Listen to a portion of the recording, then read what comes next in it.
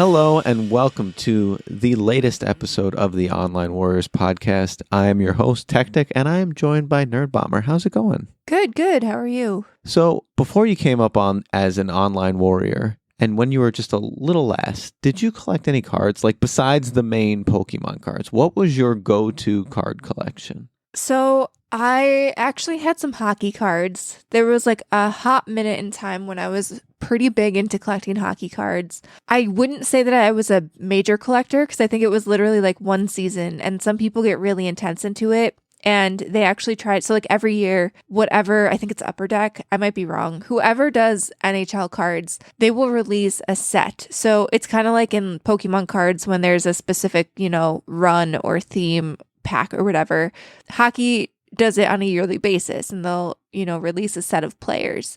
I did not get that intense. I was really just looking to collect, the shiny cards and try to find my favorite players. And I only did it for like maybe a year. Did you have any shinies? I did. I vaguely remember actually having a Sidney Crosby shiny card. And even though I am not a Pittsburgh Penguins fan, like in the least, I don't actually like the team at all. Sidney Crosby actually was really annoying for any team to play against, especially when he was like in his prime when I was a kid. Yeah, I was going to say, like, this had to be early in his career. Yeah, it was really early. Like, it wasn't his rookie card, but I think Sidney Crosby was always kind of like a phenom from the time he was even, like, before he was drafted, honestly. Like, people knew he was going to be a superstar, so it was just a matter of, like, what team he was going to be on, and then he kind of hit the ground running. And so it was really annoying to play against him, but to have his card felt like a big deal just because he was a superstar. Like, when you have to understand, and I know you didn't really follow hockey when you were a kid and like during Sidney Crosby's comeuppance, but he was constantly like, he's basically the Connor McDavid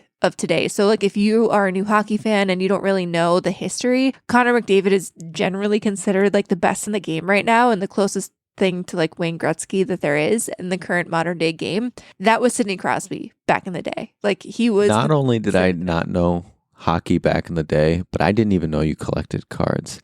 I didn't, like I said, I was not a huge collector. Like I have a small, like the cube tissue boxes, like not the big ones, the cubes. Yeah. That is basically, it's not the type of box that I have my cards in, but that's the size box. What's the chance that there are cards you don't remember and you're a secret millionaire? I highly doubt that they're worth anything, but I probably do have a bunch of cards that I don't remember. No standards like Yu-Gi-Oh or anything like that?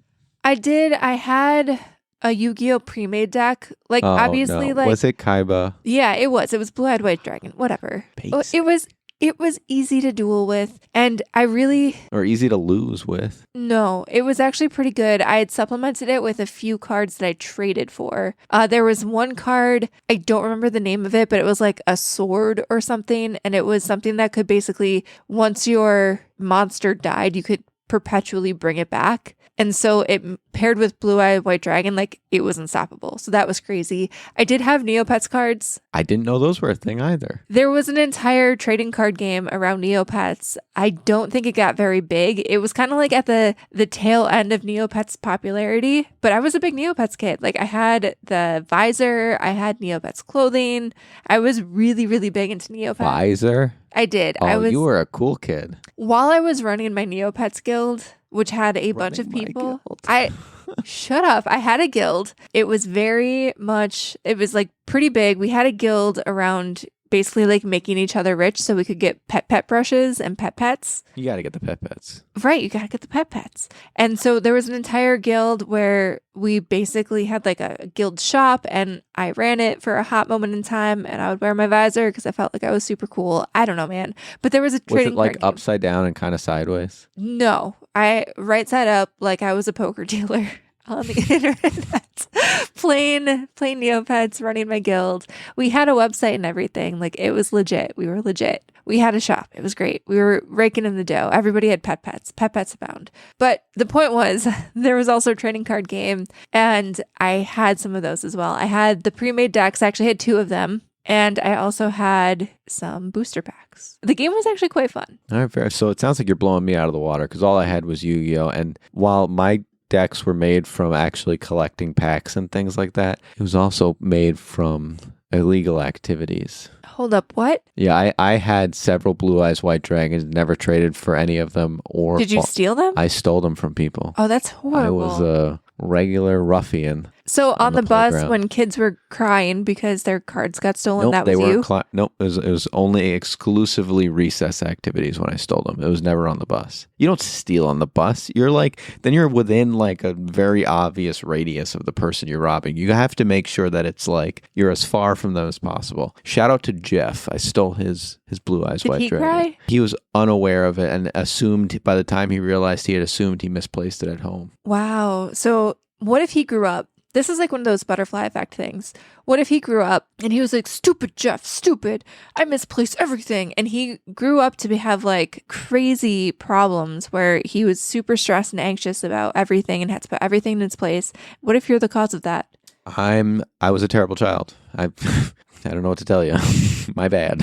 Anyway, we're not going to talk about my repentance, I guess is the word. Little children for life. So today we're going to talk about some Critical Role news, some Five Nights at Freddy's news, and some Pokemon Presents news. So Nerdbomber, which one would you like to start with?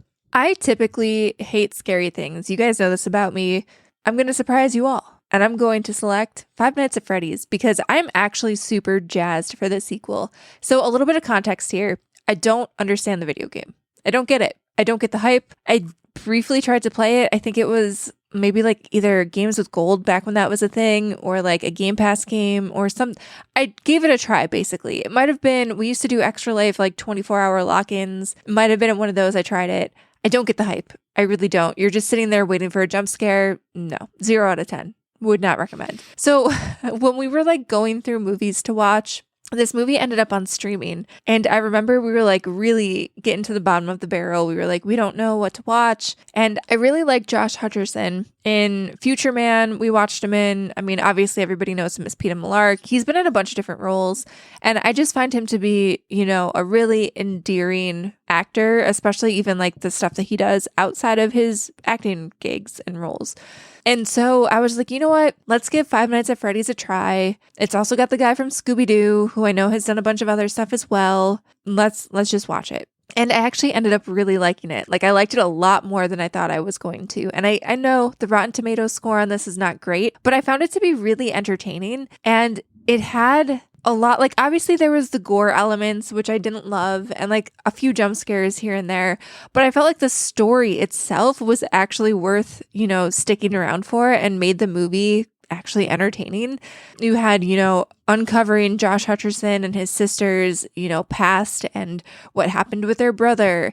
And they had more motivation than just like, oh, you're some security guard dude and now get ready for jump scares. Like, they actually gave him a backstory. And I felt like they gave the actual animatronic characters a backstory. And I don't know, maybe the games do have more backstory than like the 15 minutes that I experienced in the first game. But for whatever reason, the movie version of it just grabbed me in a way that I was not expecting. And so I'm really excited for the second movie. I will actually watch the sequel. I'll be jazzed about it. So, couple things. You show some respect to Matthew Lillard because he's not just that Scooby-Doo guy. I mean, I know he's Shaggy. He is a gem. He does a lot of stuff. Like, he was in, oh my goodness. He was in that TV show where they were like printing money.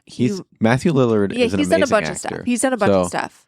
Now I feel bad. He's not just a scary movie. Like, the list goes on. But the other side of it is, yes, you said this was a fun movie. It was a good watch. And it was because it wasn't really a horror as much of it was like you're solving something. You're uncovering the mystery of what is Five Nights at Freddy's. And what's really great about this is while the first Five Nights at Freddy's was kind of scary through kind of most of it, this to me feels like it's almost doing the Megan 2.0 pivot where while it's still going to have that scary, murderous animatronics vibes in the beginning when you see the scenes with the little sister and the dolls are reaching out to her saying, help us, there's going to be kind of a bit of like an unconventional team up to try to help them and fight the things that are harming them. At least that's what it seems to me. And that's exciting. That's sort of continuing to build on the franchise. It's going to introduce new characters and I'm here for it. Same. Now, the question that I have for you is, will you watch this in a movie theater? Will you watch this on release? Will you go to a drive-in to see it when it first comes out? Or are you going to wait for streaming like when we first saw the first movie? I'm going to wait till for streaming because I really like watching these types of movies with you on my couch. It's just, I don't know. Even if it's like I'm a wuss. Even if it's like tangentially scary, I don't like driving home at night after. Immediately after. I will get over it very quickly because, let's be real, it's animatronics with like fake ghost children that aren't real. Yeah, I kind of want to unpack this a little bit. So something like this would even freak you out on the drive home from the drive-in? Anytime I watch anything, I'm kind of unraveling it in my head on like the drive home, and anything that has the potential to freak me out, I really don't want to be something that's on my mind while I'm behind the wheel of a vehicle. If you drove, I'd be fine. So I feel like this is based in a previous experience that you've had. Have you had this happen to you before? Have we seen a scary movie at the drive-in and then you've had to drive home? Or we've like gone out and seen a scary movie and then had to drive home from somewhere? So when you're driving home late at night and you see eyes shining back at you, a normal person will say, that's a deer. No big deal. Keep driving. Let's just make sure to not hit that deer. In the unraveling process, my brain will go, hey, that's one of the animatronics coming to kill you. Watch out.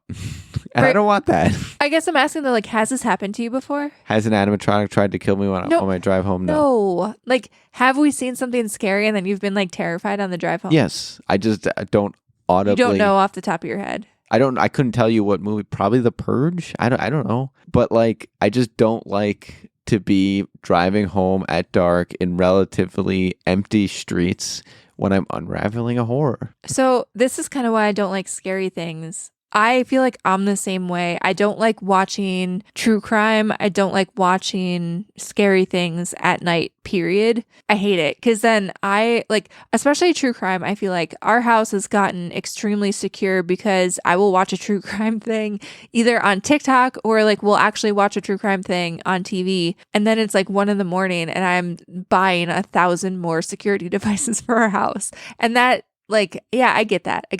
If we're home, I'm fine. I could watch a true crime documentary and be out 2 a.m. standing by the dog while he's taking a shit. Fine. No, I couldn't do that. In fact, I made the mistake the one time. I think I was home alone, like last year or something, and I found myself on the creepy side of TikTok. And I know we're deviating a little bit, but that's fine. But I found myself on the creepy side of TikTok right before I had to take the dog out for the last time, and I was standing like. My eyes were darting around the street. Every little noise I heard, I was like, this is it. This is it. The bad things, I'm not even in the Appalachians, but the bad things from the Appalachians are going to come find me. So, yeah. So is the Appalachians. It always is. Why is that on my TikTok at like 10 at night? Why is it always on my TikTok? Overall, this will arrive in theaters December 5th. Let us know if you guys are going to see this. We're definitely going to see it, just not on December 5th. We're going to wait till the Christmas season is over and then watch it then. But absolutely, we are on board. The next topic that I would like to talk about is I want to kind of run through the Pokémon Presents because there were a number of things there was a lot that, to be honest, were just kind of, hey, knew this, knew that, knew this, knew that. And it was just additions to stuff like hey, there's a new season of Pokemon Concierge that's coming out. Which is a very good show and you should watch it. It's a great show, but like there's nothing like beyond than that. Yeah, like, hey, new season, not much to discuss. But the thing that I want to talk about, first and foremost, it is the number one thing to come out of this. Mega Dragonite has dropped. And all of you guys know, if you listen to who my favorite Pokemon is, it is Dragonite. And when this thing dropped, my first reaction was, what have they done to my boy? Why? Why did they do this? And I took some time. I really didn't want to go on the air and immediately lambaste this design. I wanted to digest it. And, it's not bad. No, it's not. It's bad. It's bad. No.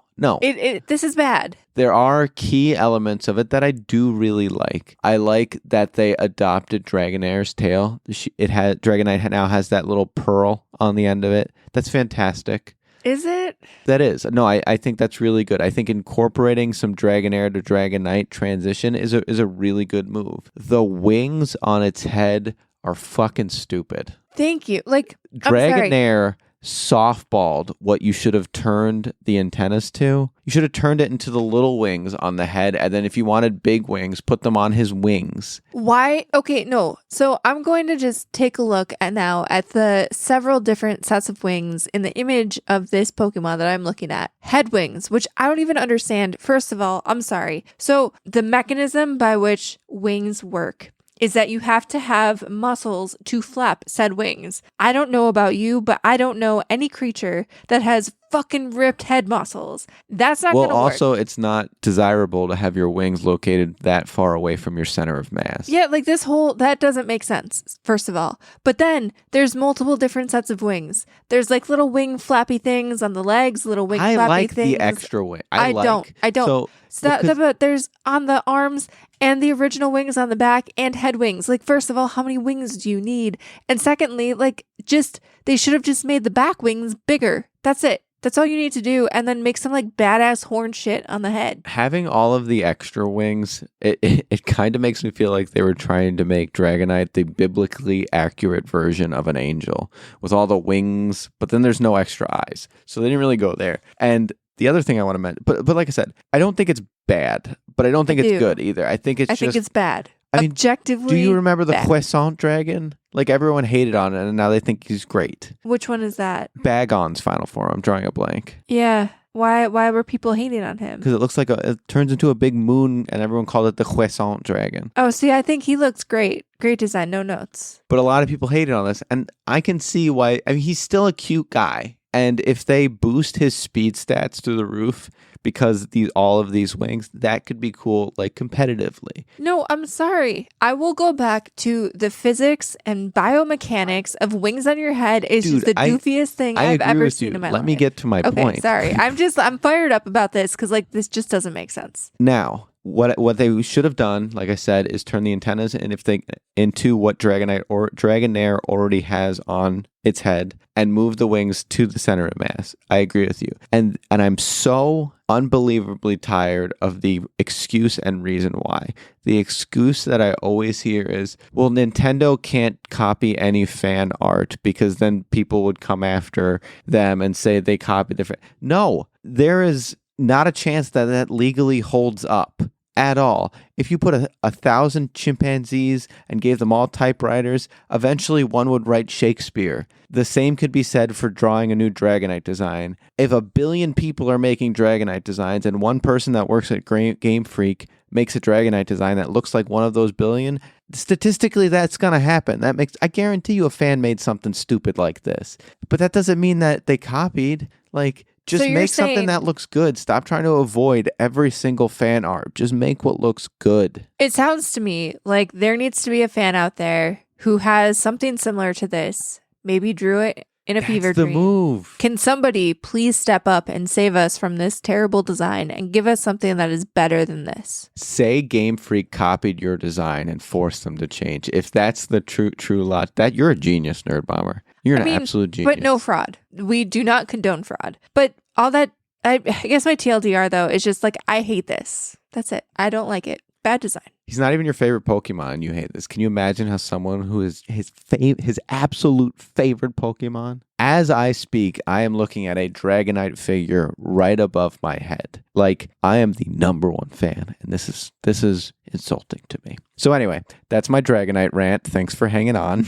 The other thing that I really want to talk about is Pokemon Friendship. So this is a very low bar to entry Pokemon puzzle game. The trailer shows a bunch of kids or even young adults just playing and solving puzzles, and a light bulb goes on their head. And I love this for the mere fact of study after study after study, paper after paper. It has been shown that video games help prevent Alzheimer's, help promote critical thinking, and that they're so good for the brain to develop. This game should be not only like rolled out to kids everywhere, but like senior citizens. This just looked like an easy, like, go through it, give your brain a little bit of activity, and go about your day. And then you get a little, like, Animal Crossing stuffed animal room to decorate with your puzzle prizes. That's awesome. I don't know. Have you ever been scrolling, like, Instagram or TikTok, and you get advertised these, like, really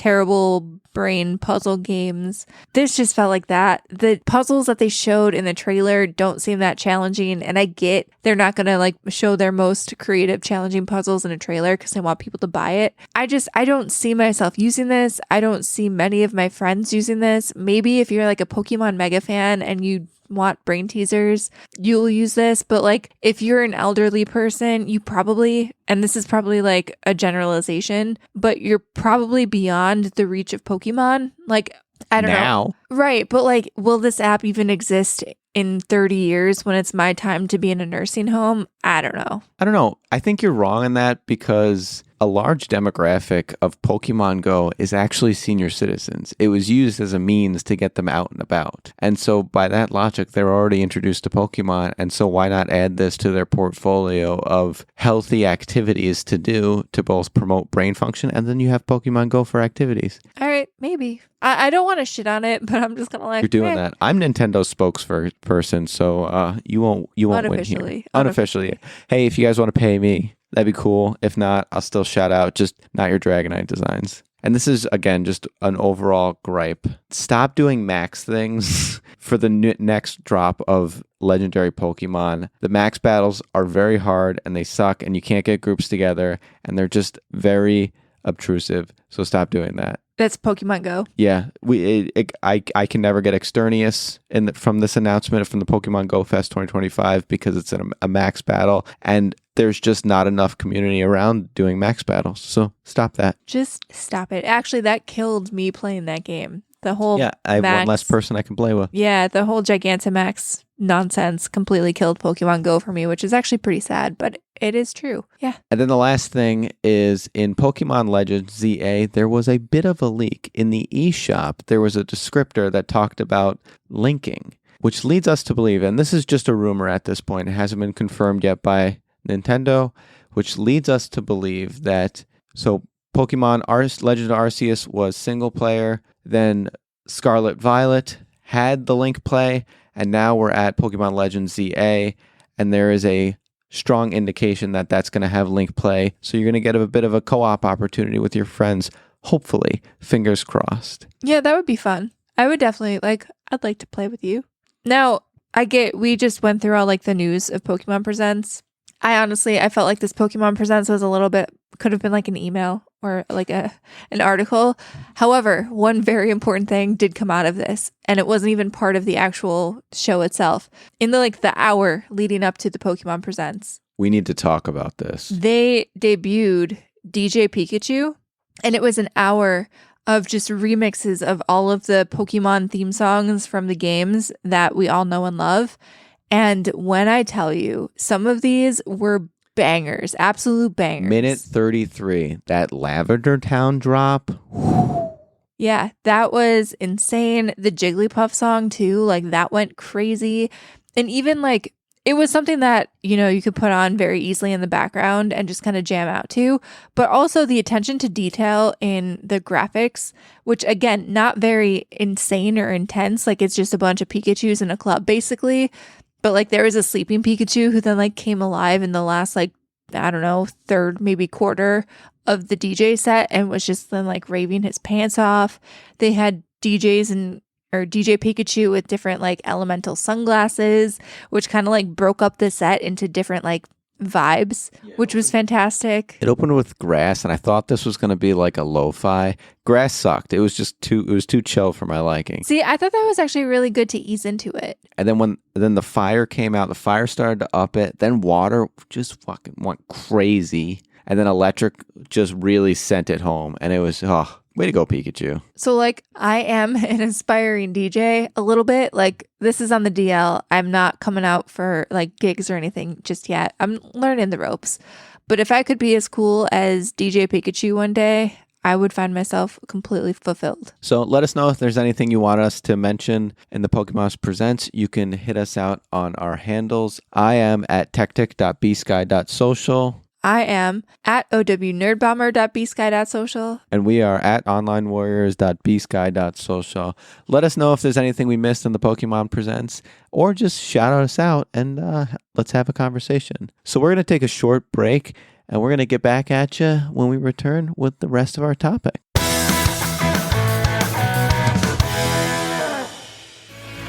Hey, this is Ken M. Padawan J. Coach Duffy. From the Ocho Duro Parlay Hour podcast. Every week, the ODPH is talking sports, movies, TV, comics, and more. It's always a parlay of topics on each episode. You can find the ODPH on Apple Podcasts, Google Podcasts, iHeartRadio, Spotify, Stitcher, Podbean, and wherever you find great podcasts, such as the one you're listening to right now. Don't forget to check out OchoDuroParlayHour.com, where you can find the links to all of the ODPH social media accounts, links to the bands whose music you hear each week on the show, hashtag 607 podcast info, and parlay points, our companion blog section of the show. Thanks for listening to the ODPH. Now get back to your regularly scheduled podcast. All right, and we're back. And before we get into the rest of our news topics and our what are you up to's, I would be absolutely remiss if I did not shout out our wonderful Patreon producer, Stephen Keller. You're out there. Please take a bow. Thank you so much for all of your support. At the night level, Steven gets this shout out every single week. He also gets a guest spot on the show, which is coming up real soon for him. So keep your ears open because he'll be in your ear holes right quick. That sounded weird and I'm so sorry about that, but we're going to leave it. But in addition to those perks, he also gets access to our monthly secret segment and our monthly video vlog. If you would like to be as cool as Steven, head on over to patreon.com/onlinewarriorspodcast, where you will find our 3 different tiers of support and check them out. There's different rewards that you can earn for helping us keep the lights on here at Online Warriors Central, and you would also get our eternal gratitude. So thank you again, Steven, and go check it out. Yes, thanks again, Stephen. We love you. And now for the next topic, which is a bunch of Critical Role news and offshoots, which the first one is we're getting a new gang of misfits. It is a spin-off show from the regular Vox Machina show with a new cast and crew of characters. The cast will, the voice actors will be the same. When I say casting, yes, I mean like the new animated figures. Same voice actors, new characters, and this occurs in the same world, which is fascinating to me. It's supposed to be about 20 years later in the same world as Vox Machina existed, but different locations. So that in itself, very cool concept. It leads the possibility for like various intersections occurring and things like that. And just, I'm kind of intrigued how they're going to handle the similarities in voices. There's got to be a joke there somewhere. Well, I think because they're all voice actors for the most part, like the entire cast of Critical Role, the podcast, the TV shows, etc., they all are, for the most part, actors and voice actors. And so I feel like they'll be able to flex their voices to be able to embrace these new roles and kind of cut out some of the overlap a little bit. Yeah, but they're definitely going to be funny too, because like that's just who they are. They have to. It's going to happen, and I'm excited for it. So first and foremost, this is called the Mighty Nine, which that in itself is supposedly an inside joke because the group is 6 people. And so, and I think 9 it is spelled... eventually expands to 9. So this is, sorry to cut you off on the like news and announcement aspect, but as much as I've loved watching Vox Machina, I've always meant to get into Critical Role, the podcast, because they have different campaigns. So like, well, Vox Machina is one campaign of the podcast where they play, you know, a role-playing game. This is a different campaign existing, like he said, in the same universe, but just different characters in different time in the universe. So this is its own campaign. So I think the Mighty Nine may expand from the initial 6 members to 9 as the campaign went on. I don't know, though, because I haven't listened to it, and I wish I did. Well, it's Mighty Nine, Nein. It's not Nine. And so there's, reading the article, it states that this is an inside joke, and it'll be one of many that is brought to us within the show. And so that in itself is a wink to the dedicated fans that listen to the podcast and have been around Critical Role for a very long time. And so that leads me to believe that we're going to continue to be in really good hands and just be absolutely excited about this show. In addition to the show, we're also getting a video game from the Critical Role universe. And I'm actually really excited about this as well because they're teaming up with Ad Hoc Studio. And this is the first video game set in the Critical Role universe. And it sounds like it's going to be a narrative choice-based game, very similar to, you know, like the Telltale games of old. And for me, especially as somebody who watched a lot of like comic properties translated to Telltale games, I'm talking like The Walking Dead, I'm talking about The Wolf Among Us. I feel like this could be, you know, ripe for that style of game. Especially because, you know, you can probably build off the characters people know and love. It would be very cool to eventually see like a role-playing game where you get to create your own character in this universe and like meet the characters of the Critical Role campaigns. Like I feel like that could be cool. But I think for a good first step, having a narrative choice-based game would be fantastic, especially because there's so much lore and storytelling is like the crux of Critical Role, obviously. So I think that would be very cool. I mean, choose your own adventure is in its heart what D&D is. And so that type of gameplay just fits absolutely perfect for these.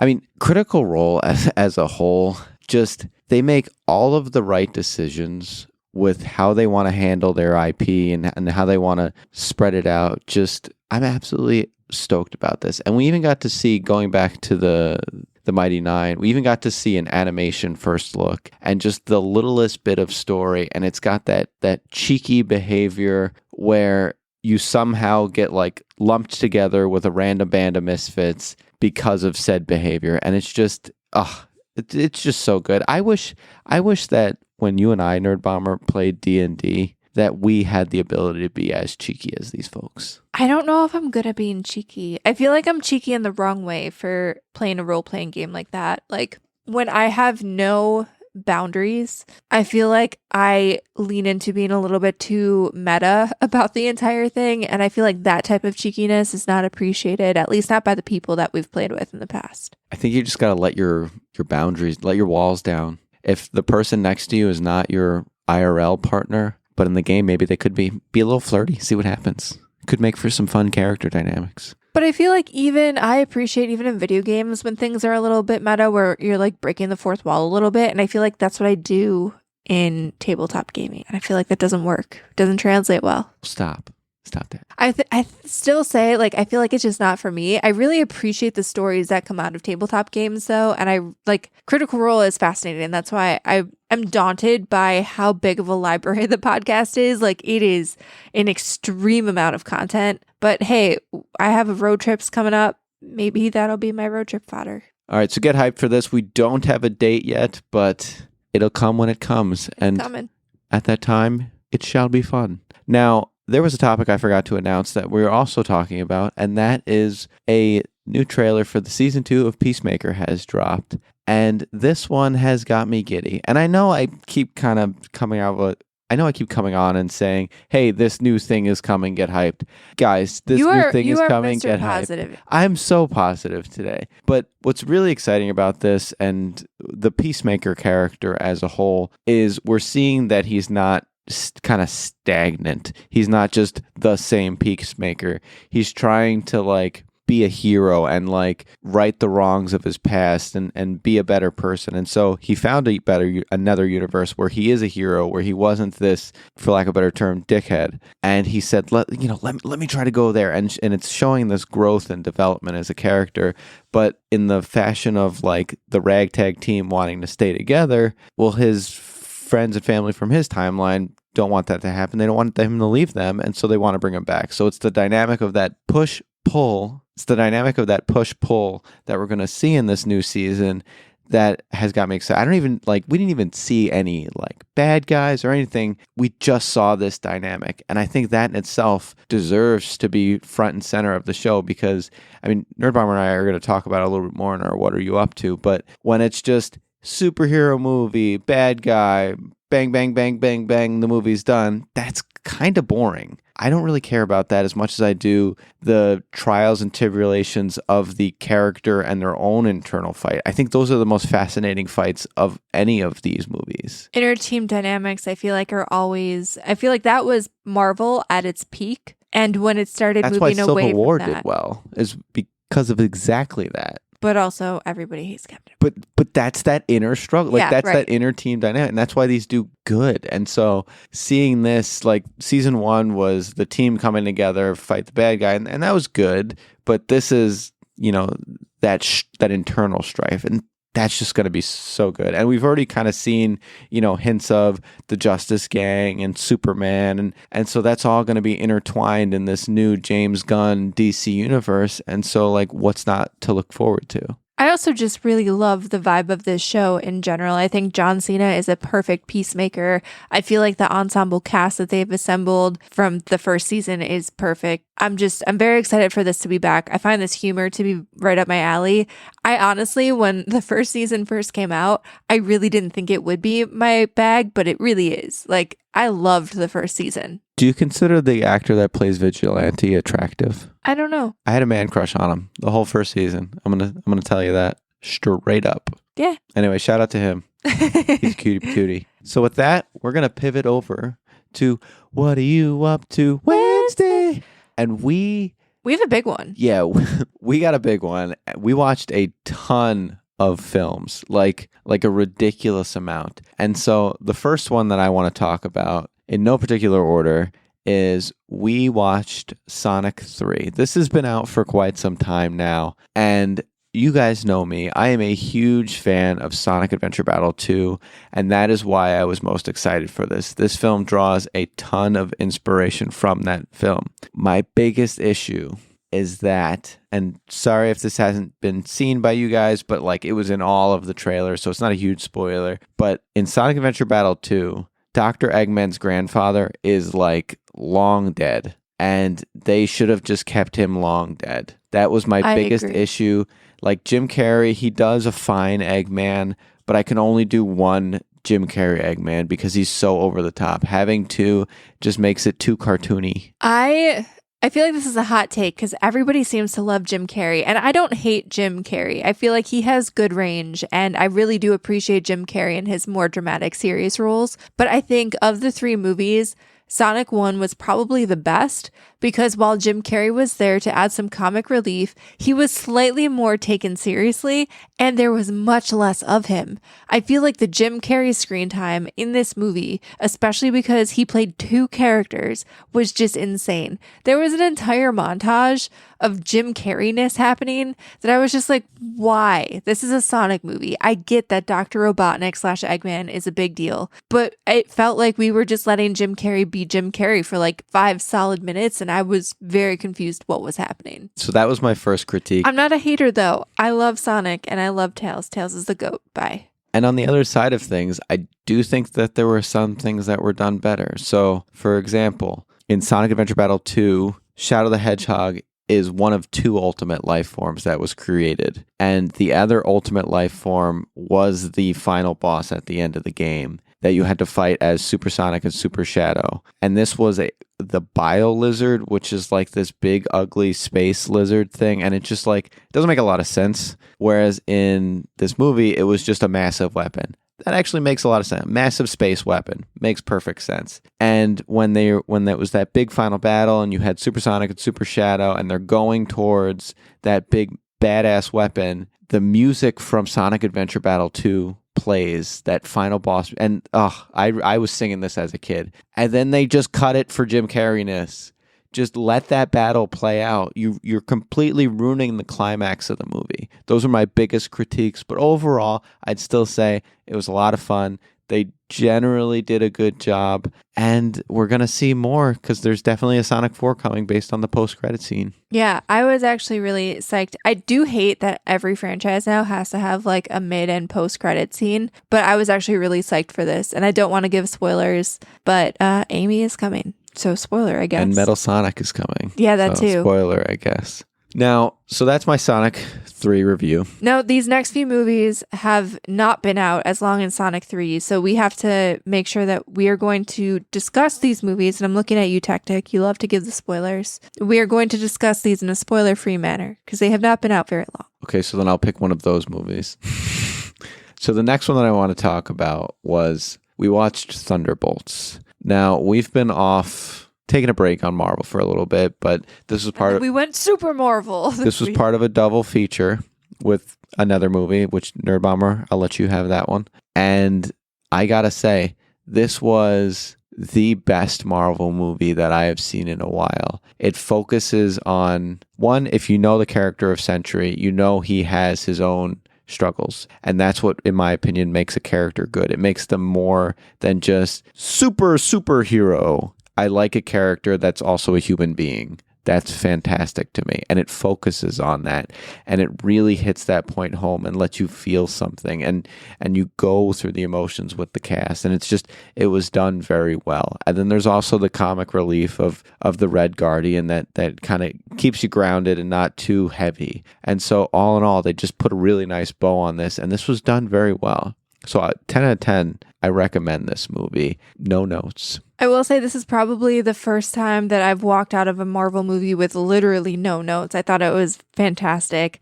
I think it actually gave me hope for the future of the Marvel franchise as a whole again, because I have really been dropping off of the MCU. And honestly, especially coming off of Superman, I kind of thought MCU was a little bit cooked and that DC is going to kind of take over. But if we can have more movies like this with the heart of this movie, I feel like MCU does have a brighter future ahead than what we've seen in the last 5-ish years.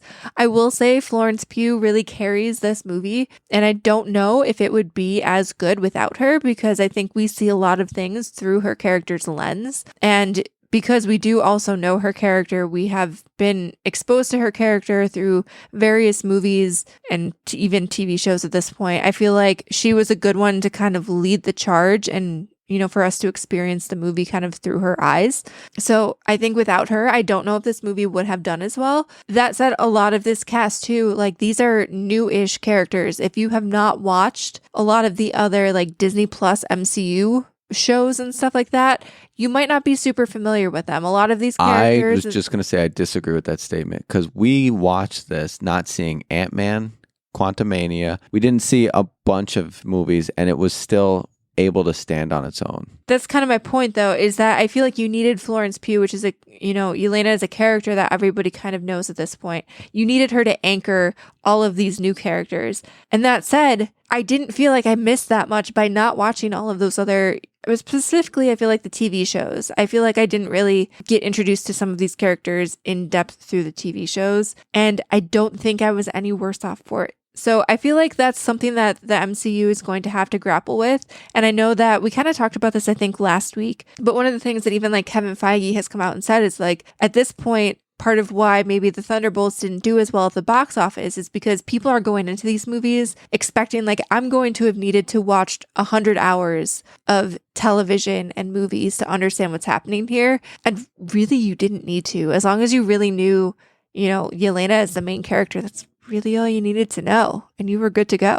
Yeah, so in summation, just stick to the movies. You'll be fine. We can attest to that. So that's all I have. What have you been up to? So we also watched Fantastic Four, which is the other MCU movie that we had, that kind of the big blockbuster of the summer. And I will say, so it's billed as one of the first MCU standalones. And I do think this movie is much better for not being tied into the broader MCU.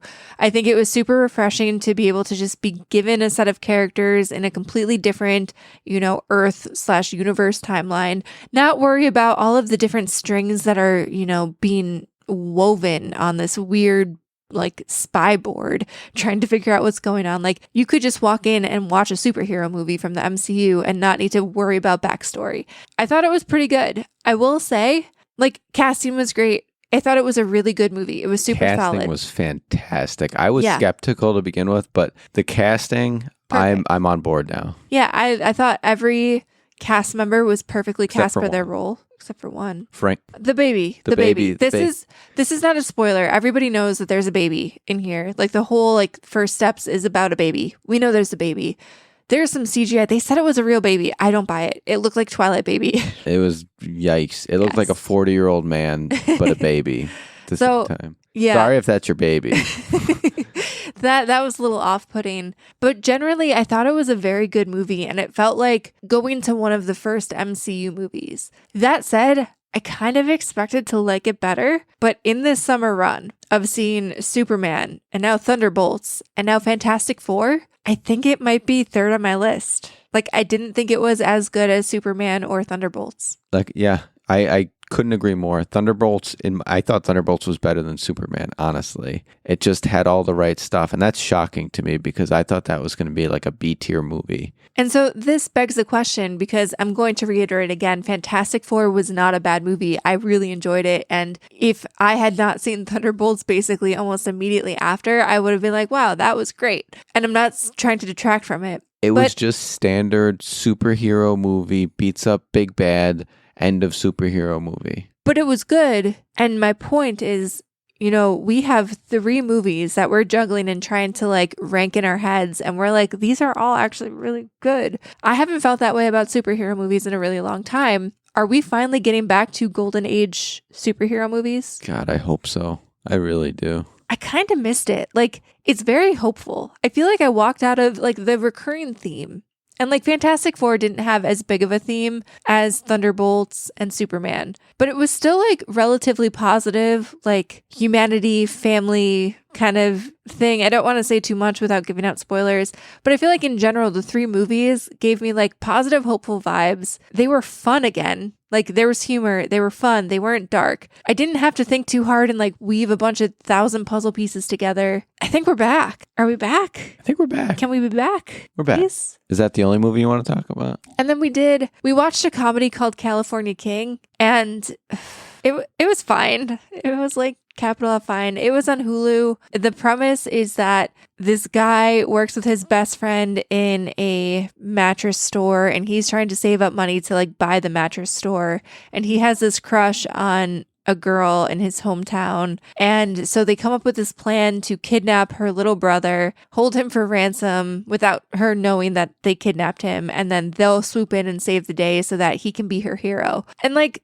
it was fine. It was entertaining. I don't think I'd watch it again. I don't even know if I would recommend it. But if you're like really bored and you're looking for a dumb comedy, I would probably give it a 4.5 out of 10. Like I said, it was watchable, but it was just maybe a 5. 4.5 seems mean. I'd give it's mid. It's a solid mid movie. There were points when we were watching this movie when I was like, the characters are just being super dumb to the point where it's like almost unbelievable how dumb the characters are. Kind of like Hangover dumb, if I were to describe them. I feel like it was even dumber than The Hangover. Like, I don't know. It was fine. It was fine. That's my only opinion on it. Okay. So that's all we have as far as what we've been up to. Do you have anything else you want to tell the listeners? Look, everybody, pollen season is upon us. There's wildfires again. You can hear my nasalness. Get some Flonase. That's the only thing that's really keeping me going. And also, stay safe and keep on podcasting.